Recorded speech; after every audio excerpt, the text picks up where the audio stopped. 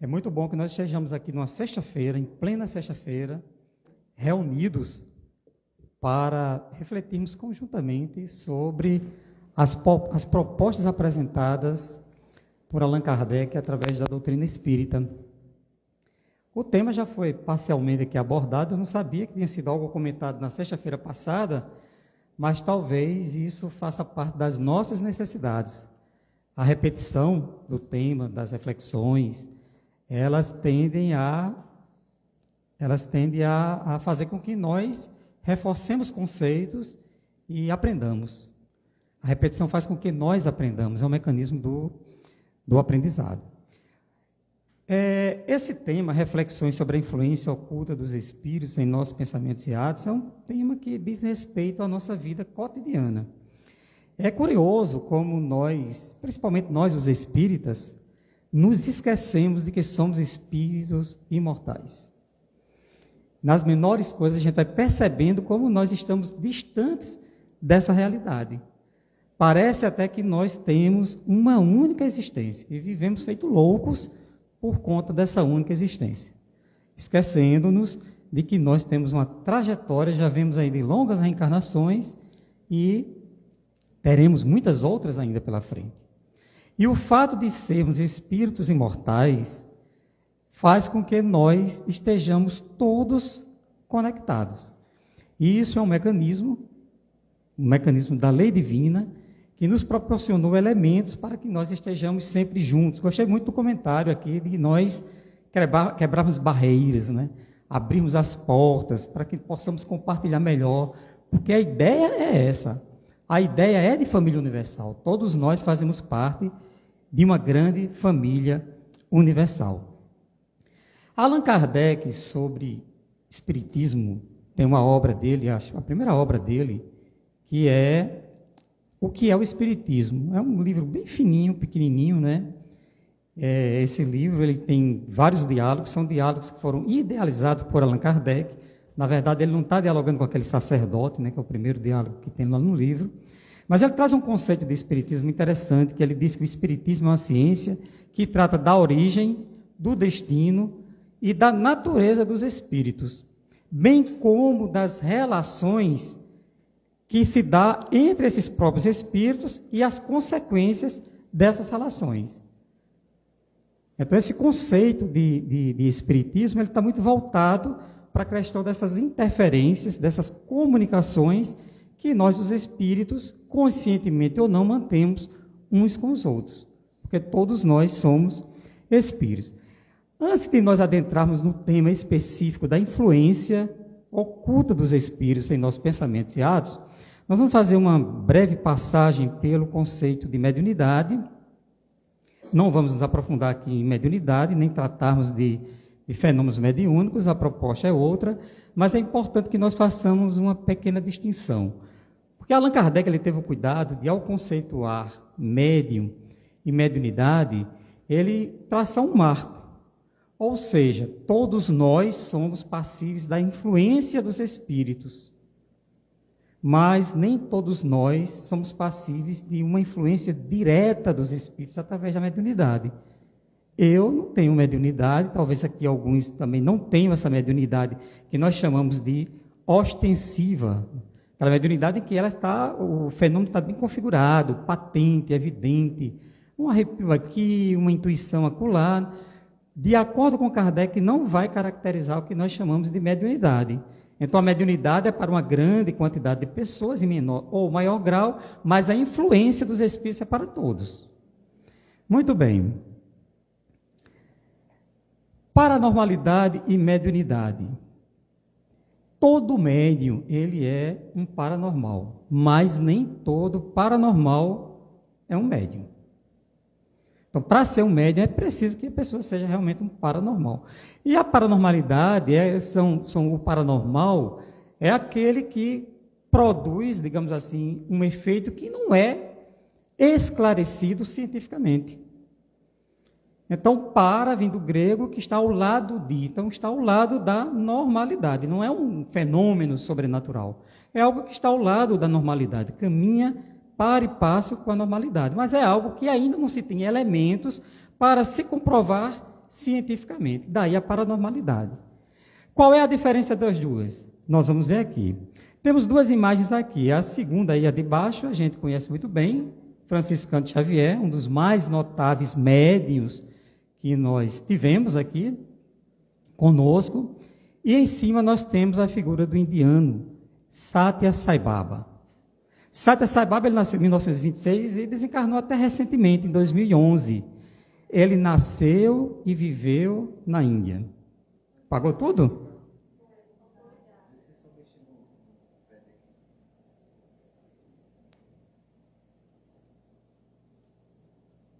Ah, agora chegou. Pode dar um sinalzinho aqui que eu estou de costas, não estou nem vendo, viu? Oi? Muito bem. Assim já exigi demais, né? Que vocês captassem a imagem que eu estou vendo aqui, né? Aí já é o cúmulo, né? Demais, demais, demais. Mas muito bem. Então a gente tem a figura, essa de cima é do Satya Sai Baba. O Satya Sai Baba, ele nasceu na Índia. Nasceu e viveu na Índia, tornou-se um grande líder religioso, né? E ele tornou-se assim uma pessoa muito conhecida mundialmente em razão dos fenômenos de materialização que ele produzia. Pequenos objetos como relógios, pulseiras, colares. Ele utiliza uma cinza que na Índia é chamada de, tem um nomezinho que eu não me recordo agora, eles chamam até uma cinza sagrada, né? E ele pegava essa cinza e fazia um movimentozinho assim com as mãos, e ali ele fazia balas, uma bala muito conhecida lá na Índia, ele fazia objetos, os mais diversos objetos. Divaldo Pereira Franco, ele conta que teve uma oportunidade, ele foi até a Índia para conhecer o Satya Sai Baba. Ele teve uma experiência espiritual antes dessa viagem, né, porque ele tinha um problema cardíaco, e ele iria fazer uma cirurgia, inclusive, em razão desse problema cardíaco, e ele faz uma oração, pensando, mentalizando o Satya Sai Baba. Ele já tinha ouvido falar muito do Satya Sai Baba, né? E ele conta que, no sono dele, ele recebeu a visita do Satya Sai Baba. Sai Baba visitou, né, e ali eles tiveram um encontro, né? Ele aplicou como se fosse uma espécie de passe na região aqui cardíaca de Divaldo. Esse vídeo com essa entrevista dele, ele trazendo essa narrativa, está no YouTube. E aí passou algum tempo, Divaldo foi bater lá. E quando chegou lá, Sai Baba reconheceu Divaldo Franco. Naquela multidão, eram milhares de pessoas aguardando ele lá. E Divaldo conta que, desconfiado, ficava observando para ver se havia algum truque nos fenômenos de materialização que ele produzia. Essa roupa que ele usa é uma roupa transparente. É como se fosse, a gente chamava assim, eu não sei o nome atual, mas a gente chamava na infância nossa, era pano de mosquiteiro, né? Aquele pano bem fininho assim, né? Que você realmente consegue ver o outro lado. Ele usa uma espécie de fralda, né? Para cobrir aqui as partes íntimas, e não tinha mais nada além disso. E ele produzia isso com a maior naturalidade. O Satya Sai Baba, ele era um paranormal, ele não era um médium. Ele produzia esses fenômenos por ele mesmo, e não pela interferência de uma entidade extracorpórea ou de um espírito. Ao contrário de Francisco Cândido Xavier. E Allan Kardec vai fazer essa distinção, porque na época de Kardec o termo paranormal e paranormalidade não era ainda conhecido. Estava nascendo ainda. Vejamos o que é que Kardec diz. Médium é toda pessoa que sente num grau qualquer a influência dos espíritos. Sentiu num grau qualquer seria, por essa razão, médium. Ele continua. Raras são as pessoas que não possuem alguns rudimentos dessa faculdade. Se são raras, não são todos. Essa qualificação de médium, né, só se aplica àqueles em que a faculdade se mostra bem caracterizada e se traduz por efeitos patentes. Então, é como falamos no início, Kardec faz um marco, diz, olha, mediunidade, nós só vamos considerar aquela cujos efeitos estão bem caracterizados, são visíveis, nós conseguimos identificar que se trata de uma entidade extracorpórea ou de um espírito. E aí Kardec chamou o paranormal de quê? Para fazer essa diferenciação. Isso está no livro dos médiuns. Ele chamou de pessoas elétricas. Ele não tinha uma nomenclatura adequada, então ele chamou de pessoas elétricas. Ele vai dizer, são verdadeiros torpedos humanos, a produzirem, por simples contato, todos os efeitos de atração e repulsão. E continua: seria equívoco, porém, considerá-las médiuns. São palavras de Allan Kardec. Porque a verdadeira mediunidade supõe a intervenção direta de um espírito. Então, Kardec deixa isso muito bem claro para que a gente não faça essa confusão, não é? Mas por que Kardec não adentrou no tema da paranormalidade aqui, que ele chamou de pessoas electas? Porque não é o objetivo do Espiritismo. O objetivo do Espiritismo é tratar da natureza, do destino e da origem dos espíritos. E as suas relações com o mundo corpóreo, bem como as consequências dessas relações. É o conceito que ele dá de Espiritismo lá na obra O que é o Espiritismo. Então, nós não vamos parar, apenas fazemos esses comentários aqui para que a gente veja essa distinção. No livro dos Médiuns, Allan Kardec ainda vai trazer um caso muito curioso que nós vamos pedir licença para ler para vocês. É sobre sonambulismo. Continua aí? Continua. Sobre sonambulismo. E aqui Kardec vai trazer dois casos, um caso bem interessante que nós vamos mencionar já. Mas veja o que Kardec diz, olha. O sonâmbulo é um tipo de médium também. Não necessariamente um médium, mas um sonâmbulo pode ser um médium. O sonâmbulo age sob a influência do seu próprio espírito. É a sua alma que nos momentos de emancipação vê, ouve e percebe fora dos limites do sentido. Dona Ivone do Amaral Pereira era sonâmbula, uma conhecidíssima sonâmbula. Então, a mediunidade dela dava-se muito por desdobramento. Muito. Se der tempo, nós vamos fazer uma menção sobre um relato dela no finalzinho desse encontro nosso. Então, mas tem sonâmbulos que não são. E é possível, inclusive, mesclar o sonambulismo com a mediunidade. É o que nós vamos ver já. Continua Allan Kardec. O sonâmbulo exprime o seu próprio pensamento, ao passo que o médium expressa o pensamento de outrem. Então, notemos aqui que Allan Kardec vai fazendo, ao longo de toda a codificação espírita, uma distinção entre o que ele chamou de mediunidade, aquelas cujos fenômenos estão muito bem caracterizados, daqueles que têm apenas alguns rudimentos, que ele não consideraria como médium. Muito bem, mas que caso interessante foi esse que Kardec trouxe? Eu vou pedir licença a vocês, que é curtinho, para nós fazermos aqui, está nesse capítulo que está citado aí, no capítulo 14, no item 172 do Livro dos Médiuns. Vejam esse caso. Um de nossos amigos, Kardec dizendo, utilizava como sonâmbulo um rapaz de 14 a 15 anos. De inteligência muito vulgar, ou seja, era alguém que não tinha praticamente inteligência nenhuma, né? E instrução extremamente precária. Entretanto, no estado de sonambulismo, deu provas de lucidez extraordinária e de grande perspicácia, esse garoto. Distinguia-se principalmente no tratamento das enfermidades, tendo feito grande número de curas consideradas impossíveis. E continua. Certo dia, dando consulta a um doente, descreveu a moléstia com exatidão.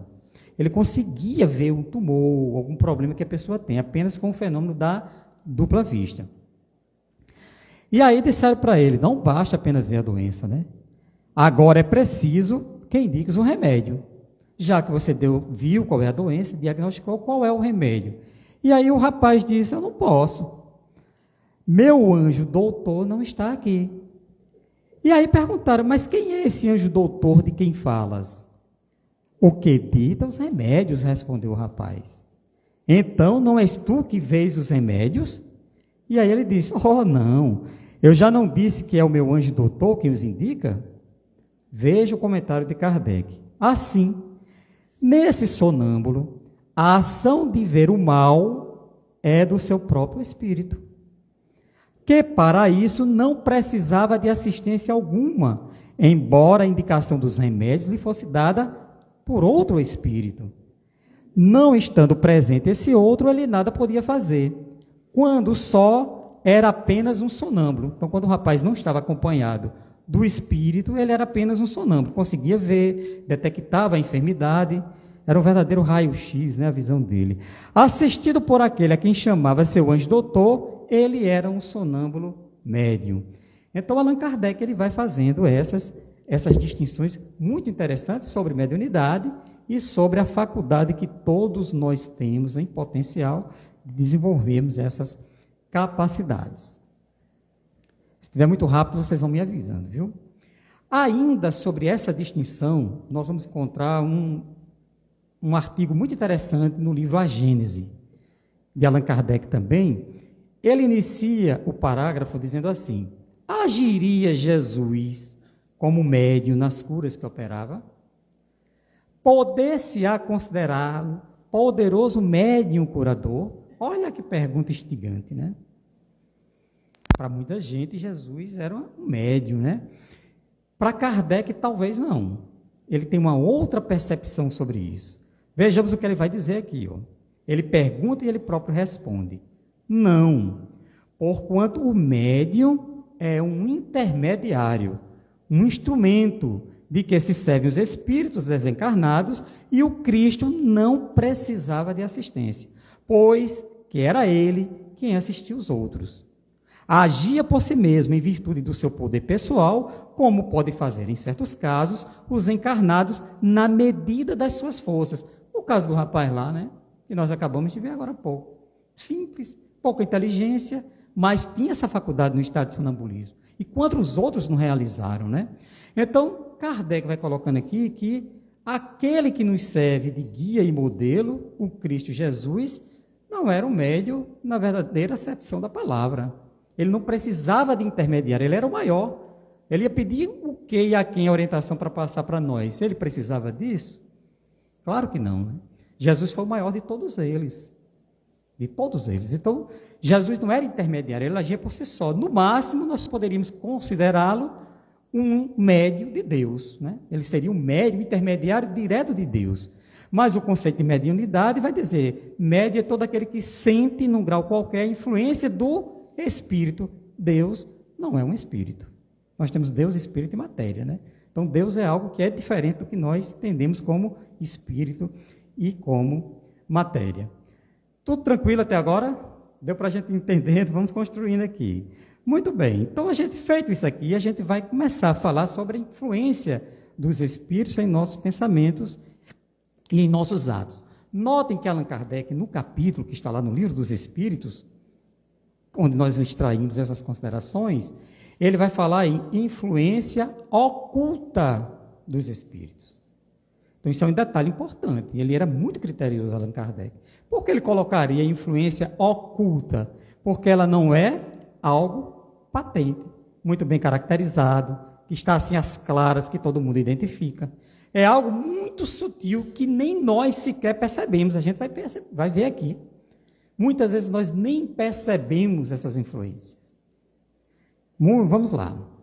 Então, Kardec vai fazer uma pergunta aqui, na questão 457 do Livro dos Espíritos. Podem os espíritos conhecer os nossos mais secretos pensamentos? Ele começa já por aí. É possível os espíritos saber o que nós pensamos? E a resposta dos espíritos é bem interessante. Eles dizem: olha, muitas vezes chegam a conhecer o que desejarias ocultar de vós mesmos.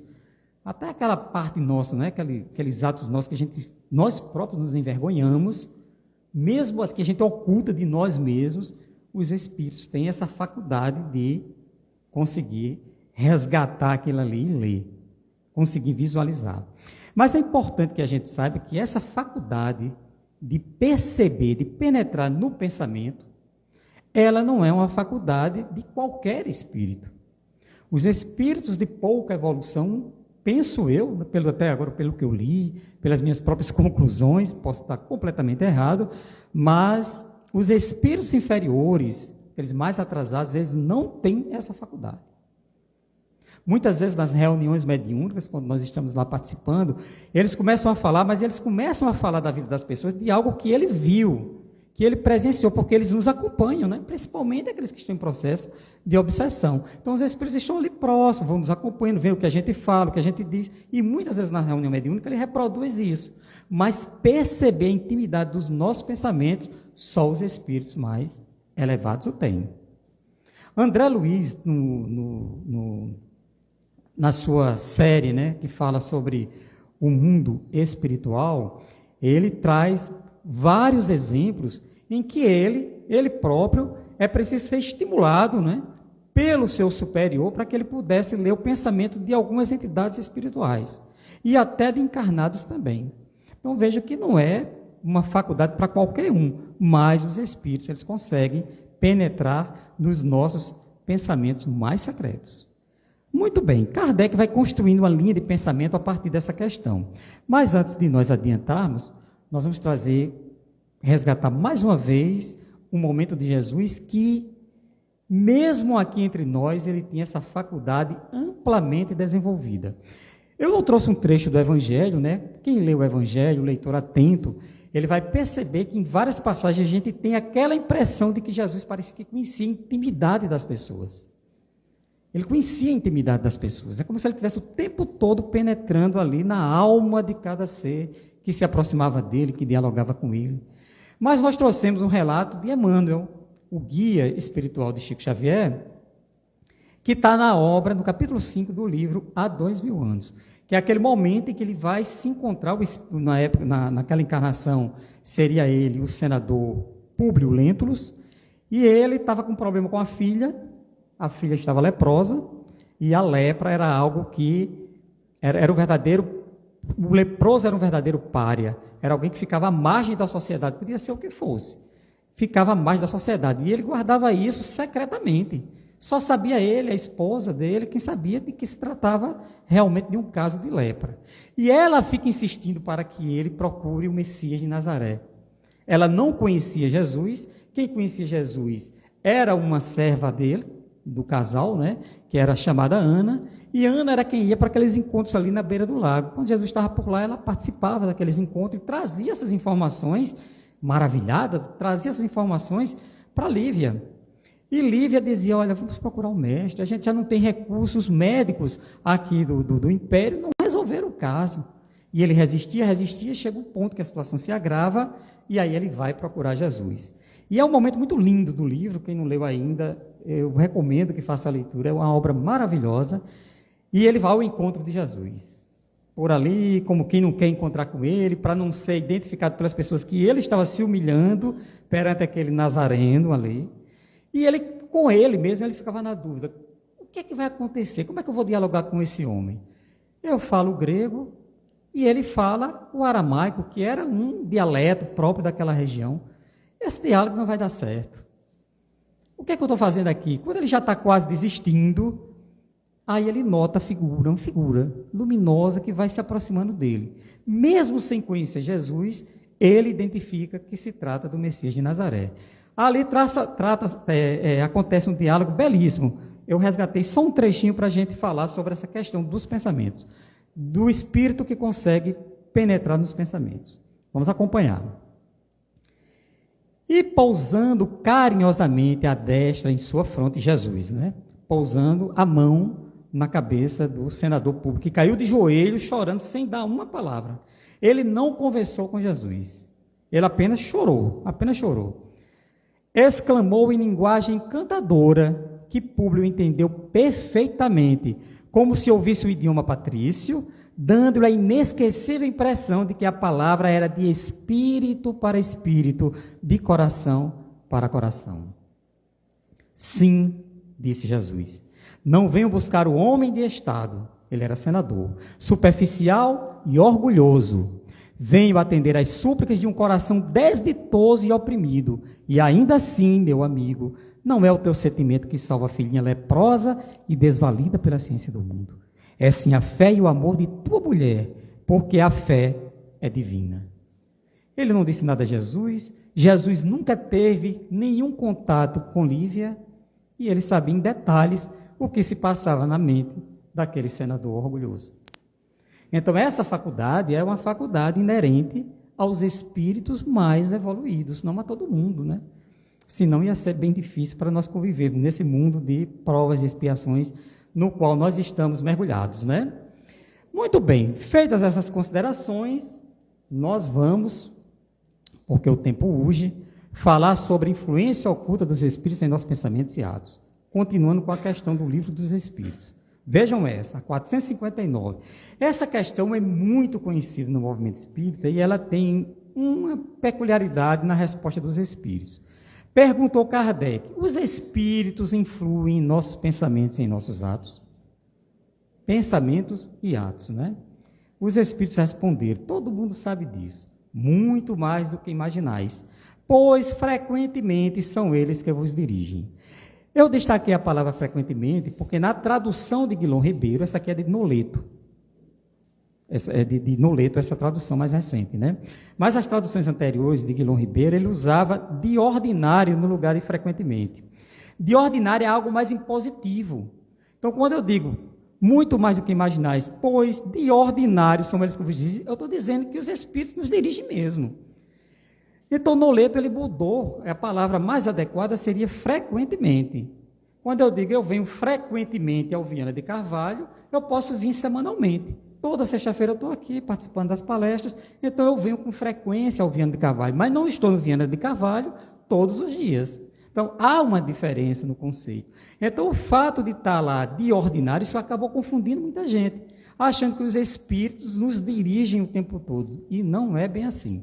Nós recebemos as influências e temos a faculdade de fazer as nossas próprias escolhas. Ainda sobre a influência oculta, nós temos um comentário de Kardec muito interessante, quando ele diz: vossa alma é um espírito que pensa. Não ignorais que muitos pensamentos vos ocorrem ao mesmo tempo sobre o mesmo assunto. Estamos pensando aqui sobre esse tema que nós estamos tratando, quantos de nós aqui não tem aí não vai imaginando coisas, indagações, reflexões, né, sobre o mesmo tema? Neles há um pouco de vós e um pouco de nós. Então, os espíritos, eles estão nesse intercâmbio conosco, os pensamentos vão se misturando. À medida que nós vamos criando sintonia, nós vamos fazendo as nossas escolhas. E Kardec continua: mas como é que nós vamos distinguir os pensamentos que nos são próprios dos que nos são sugeridos? Ora, se nós temos uma verdadeira avalanche de pensamentos vindo de toda sorte, além dos nossos próprios, como é que nós vamos distinguir aquilo que é nosso daquilo que é sugerido pelos espíritos? A resposta dos espíritos ela é bem interessante, porque eles dizem assim: olha, quando um pensamento vos é sugerido, é como uma voz que vos fala. Geralmente, os pensamentos próprios são os que ocorrem em primeiro lugar. Afinal, não vos é de grande interesse estabelecer essa distinção, e muitas vezes é útil não sabê-la. O homem age mais livremente. E não é que é verdade? Então, quando nós pensamos, normalmente, não significa que seja regra geral, absoluta, mas normalmente, os primeiros pensamentos, as primeiras ideias sobre um determinado tema, aquela primeira é a nossa. Aquela segunda pode ser uma sugestão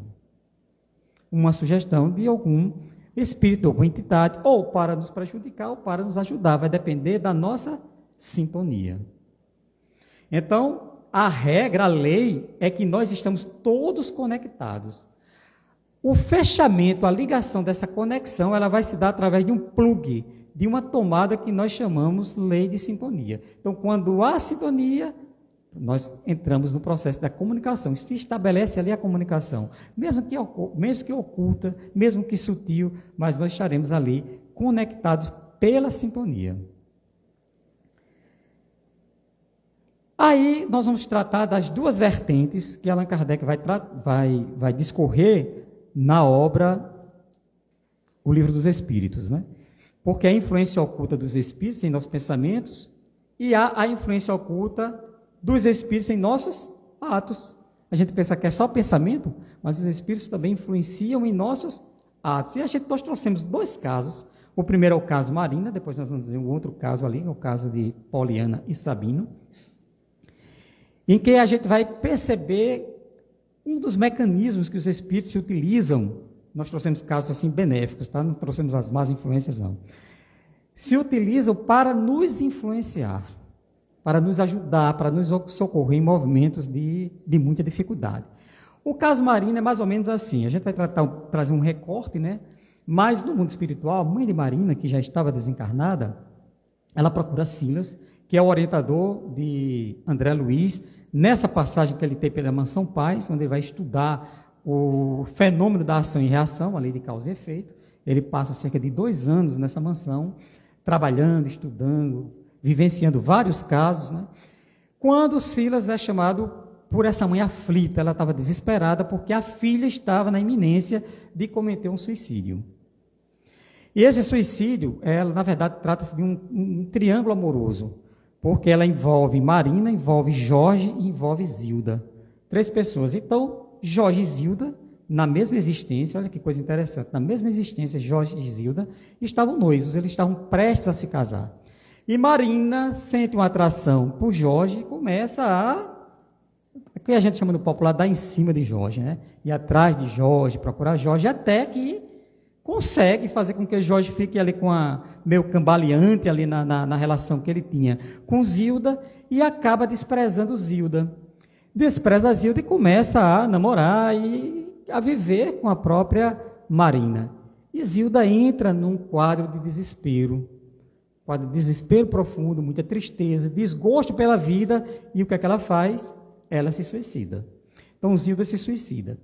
2 anos depois, né, Marina já está casada com Jorge naquela mesma existência. 2 anos depois, eles recebem Zilda como filha. Olha que caso interessante, né, de suicídio, porque suicídio vai para o Vale dos Suicídios, vai passar muito tempo lá para depois voltar. Cada situação é uma situação, né?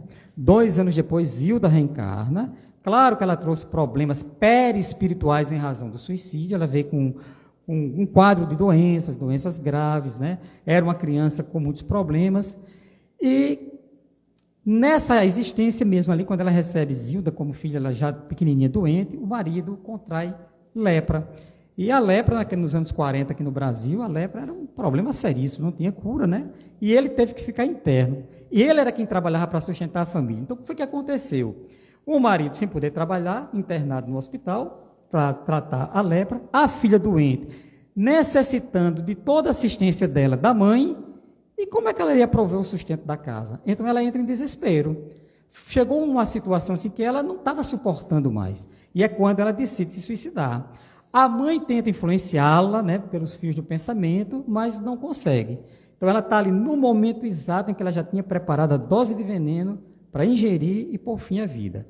Aí, Silas chega lá com André Luiz, nesse momento, e vamos ver o que foi que aconteceu, mais ou menos. A infeliz Marina, de joelhos, beijava sofregamente a pequenina, mostrando a indefinível angústia dos que se despedem para sempre. Então, ela estava ali de joelho, desesperada, abraçada à filhinha, porque ela sabia que ia cometer suicídio, né? Naquele momento. Tomou de um copo em que se encontrava beberagem, cujo teor tóxico, que era o veneno, não nos deixava qualquer dúvida. Antes, porém, de colocá-lo à boca em febre, eis que o assistente lhe disse em voz segura. Ela não estava vendo, ela não estava ouvindo, absolutamente nada. Ela estava num quadro de desespero. E ele diz assim, olha as palavras de Silas: como podes pensar na sombra da morte sem a luz da oração? Agora vejam a peculiaridade da proposta, da sugestão de Silas. Ele não disse, não cometa isso, você vai violar as leis de Deus. Ele não interfere no livre-arbítrio dela. Ele sugestiona, manda a sugestão dizendo, olha, já que você vai enveredar pelos caminhos da morte, faça uma oração antes. Essa é a sugestão que chega para ela, oração. E então, naquele instante, a desventurada não lhe ouviu a pergunta com os tímpanos de carne, mas a frase de Silas invadiu-lhe a cabeça qual rajada violenta. Então, aquela orar. E então, ela, dominada de novos pensamentos, recolocou o perigoso recipiente no lugar primitivo, deixou de lado, e sob vigorosa influência do diretor da nossa excursão, estirou-se no leito em prece, Deus meu, Pai de infinita bondade, implorou em voz alta. E continua a história, que é um pequeno spoiler, depois quem quiser ler, Ação e Reação, tem vários relatos lá, muito interessantes. Então, é um caso típico de influência dos espíritos em nossos pensamentos. Agora nós vamos ver o outro, que é influência dos espíritos em nossos atos. Muito bem. Também no livro Ação e Reação é o caso Poliana e Sabino. Poliana e Sabino, eles eram uma dupla, é um casal que já vem de longas existências, em atitudes, em uma vida toda dedicada ao mal, né? A corrupção, roubos, assassinatos, um monte de coisa. E chegou o momento da vida em que ela, Poliana, ela estava um pouco melhor do que Sabino e foi programada uma reencarnação de puro resgate. Então, Sabino ele vai reencarnar como um anão paralítico, né? E com idiotia. E ela nasceu, ela também reencarnou para cuidar dele como filho, ele vem como filho dela, né? Eles moram numa cabanazinha que fica num sítio na zona rural, muito pobre, não tem absolutamente nada, e a vida dificílima. A programação reencarnatória dele incluía uma vida de muita escassez e problemas de saúde também. Ela tinha vários problemas cardíacos, teria que enfrentar. Num desses momentos, ela está prestes a desencarnar. E como era um casal que vinha sendo acompanhado pelo mundo espiritual, né, pelo nosso lar, é acionado Silas mais uma vez para que interviesse naquele momento, porque a existência dele, de Sabino, dependia da existência de Poliana. Se por conta do vínculo que eles tinham muito grande, a afinidade, né, que eles tinham era muito grande, a energia que eles, a simbiose energética deles era muito forte. Se ela desencarnasse, ele também não resistiria, e a programação ali, o plano reencarnatório, iria por água abaixo. Então, eles vão ao encontro dela. E quando eles chegam lá na casa dela, ela está caída no chão, está lá, perto, o anãozinho perto lá, o filho dela, né? Está pertinho dela lá, e ela arriada no chão por conta de problemas cardiológicos. Silas, como que buscava na choça desguarnecida de tudo, algo que pudesse funcionar à guisa de socorro. Não tinha absolutamente nada. Todavia, somente velho cântaro ali guardava pequena porção de água. Então, tinha um recipiente com um pouco de água, era a única coisa que eles encontraram, para tentar socorrê-la. Ainda assim, vimos-lo aplicar-lhe passe a glote. Então, o que é que Silas faz? Ele aplica passes nessa região dela aqui, ó. Ela está caída lá, começa a aplicar passes. Começou o processo de influenciação. E logo após, ele administrou recursos fluídicos na água, a linfa pura, né? A água. Aplicou passes também na água, magnetizou a água. Eu vi pessoas passando aqui com a garrafinha, né? Isso é importantíssimo, né? Porque a magnetização da água é algo interessantíssimo na terapia, né? Muito bom. Despendendo enorme esforço, Poliana abandonou o leito e buscou o pote humilde. Então, veja o resultado da influência em nossos atos, né? Então, foi uma influência própria, característica do ato ali, porque ele influenciou o corpo físico dela, não o pensamento, mas o corpo. Estimulou aqui essa região para que ela tivesse sede, né? A garganta começou a ficar sede, ela se levantou, ele já tinha magnetizado a água, né? Magnetizou a água, e ela bebeu aquela água, que era o elixir que eles conseguiram encontrar naquele momento para fazer com que ela tivesse aquele alívio, né? Dos problemas cardíacos. Após beber ligeiros goles, acerenou as próprias ânsias, qual se houvera sorvido valiosa poção calmante. E aí tem um desdobramento desse quadro aqui, que nós não trouxemos apenas para a gente mostrar a influência dos espíritos também em nossos atos. Então, todos nós, dependendo de nós, podemos ser assistidos. Todos nós. E também podemos assistir os outros com os nossos pensamentos, porque se nós somos influenciados, nós também influenciamos as outras pessoas. Estamos aí em cima da hora. Eu vou só ler esse comentário de Kardec, não vou entrar no caso que eu tinha falado no início, por conta do tempo, mas aí Kardec pergunta, por que meios podemos neutralizar a influência dos espíritos maus? Olha, se nós estamos sendo influenciados o tempo todo, né, com espíritos bons, ora com espíritos maus, como é que nós vamos neutralizar essas influências? A resposta é simples e todos nós sabemos com certeza. Praticando bem e pondo toda a vossa confiança em Deus, repelireis a influência dos espíritos inferiores e destruireis o império que queiram ter sobre vós. Evitai escutar as sugestões dos espíritos que vos suscitam maus pensamentos. Então, a prática do bem é sempre o elixir, a recomendação, a regra para todos nós. E Jesus também falou sobre esse tema que nós estamos discutindo aqui no seu Evangelho. Nós vamos encontrar uma frase célebre que está em Mateus, no capítulo 26, versículo 41, quando Jesus diz, olha, vigiai e orai para que não entreis em tentação. Que tentação é essa? A influência oculta dos espíritos. Então, todos nós estamos nesse mundo de vibrações. Todos nós. Se nós, do mesmo jeito que aqui o ambiente está impregnado das ondas das emissoras de rádio, basta pegarmos o aparelho aqui, nós vamos sintonizando várias, está aqui, nós também estamos com um ambiente inundado dos nossos pensamentos e dos pensamentos dos espíritos. O tempo todo. Então, a prática do bem é o que vai fazer a grande diferença. Porque mesmo podemos neutralizar a influência dos espíritos maus, nós já vimos agora, praticando o bem, pondo toda a vossa confiança em Deus, repelireis a influência dos espíritos inferiores e destruireis o império que queiram ter sobre vós. Então, o tempinho foi um pouquinho curto, mas o objetivo nosso era mostrar exatamente isso.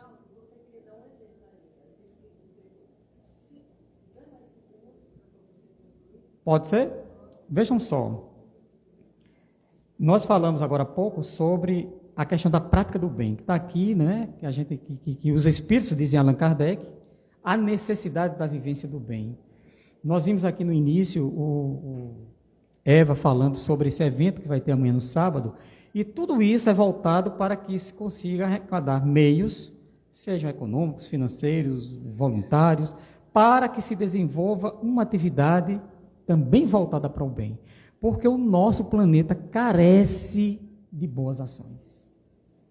Se nós estamos vivendo assim esse momento, esse turbilhão de tanto desequilíbrio, é porque os pensamentos, as influências realmente ainda tendem mais para o mal do que para o bem. Daí a necessidade do bem. Dona Ivone do Amaral Pereira, como nós falamos no início, a mediunidade dela, muito presente, era a de desdobramento. Ela se desdobrava, e os espíritos a levavam a vários lugares. Ela ali via as cenas, participava das cenas e tudo mais. E eu trouxe aqui, que eu vou fazer uma leitura muito rápida por conta do tempo. Já estamos aí, já no excesso dos 5 minutos. Ela foi convidada, né? Quando ela estava em desdobramento, foi convidada a visitar uma instância que ela não sabe descrever se essa instância era uma instância aqui no mundo físico ou uma instância no mundo espiritual. O relato está nesse livro aqui, Devassando o Invisível.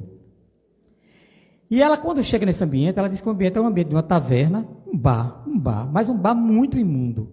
E o bar estava repleto de espíritos desencarnados, e esses espíritos desencarnados, eles faziam toda sorte de miséria lá. Bebiam, brigavam, comiam, eles faziam tudo lá. Ela vai narrar aqui, ó. Bebiam aguardente e cerveja, devoravam comestíveis avidamente, fumavam, jogavam cartas, brigavam, discutiam, insultavam, esbofeteavam-se. Esse era o ambiente. Ela disse que o ambiente era tão pesado que se ela estivesse sozinha, talvez ela tivesse desencarnado em razão das baixas vibrações que o ambiente proporcionava. Mas o que eu quero trazer para vocês não é isso. Ela ficou estupefata com aquilo. O orientador dela, que está nessa viagem, vai dizer a ele, ó, a estes, com aquelas pessoas, e a seus congêneres, deve a sociedade do Rio de Janeiro grande percentagem dos acidentes verificados diariamente nas vias públicas e pelos domicílios particulares. Ele começa a dizer a ela que grande quantidade de acidentes, de assassinatos, de pernas quebradas e um monte de coisa devia-se à influência, que é esse tema que nós estamos tratando, dessas entidades espirituais na cidade do Rio de Janeiro. Então, veja que coisa séria. Ela começa a ouvir o relato dele e diz, mas meu Deus, como é que vocês permitem que isso aconteça? Por que vocês deixam que essas coisas aconteçam, né? Aí, ele vai responder a ela assim, minha querida irmã, explicou veemente, será oportuno considerar que, da mesma forma, monstruosidade será a sociedade deixar um órfão, um filho de pais miseráveis ou delinquentes, criar-se ao abandono pelas ruas. E a sociedade o faz agora e o fez com estes mesmos que estás vendo aqui. Monstruosidade será também omitir providência humanitária para que o jovem abandonado ou pobre se instrua, eduque e habilite de modo a furtar-se a humilhação da ignorância, prendendo-se na escola do dever e da honestidade. No entanto, estes que aqui vemos foram banidos pela sociedade, que lhes não facilitou escola, nem educação, nem exemplos bons, senão a dureza de coração com que os tratou. Não se instruíram porque não tiveram meios de remunerar professores, e as escolas públicas nem sempre são acessíveis aos deserdados. Como estes foram, não puderam educar-se porque o lar é que modela os caracteres, e eles, desde a infância, viveram perambulando pelas ruas. tal como os vemos, são ainda frutos da sociedade. Sua impiedade foi libada na impiedade que receberam. Tornaram-se criminosos inveterados na terra e no além, porque foram vítimas do crime e do egoísmo da sociedade. Portanto, pertence à sociedade terrena, esta é afim com eles, e eles vivem nos ambientes que lhes convém. O relato é muito mais interessante, eu trouxe apenas um recorte. Então, a assertiva dos espíritos, de Allan Kardec, para neutralizarmos as influências dos espíritos maus, é praticando o bem. E essa prática do bem verdadeiro, aquela verdadeira caridade, como a entendia Jesus, benevolência, indulgência e perdão, ainda anda meio cambaleando na nossa sociedade.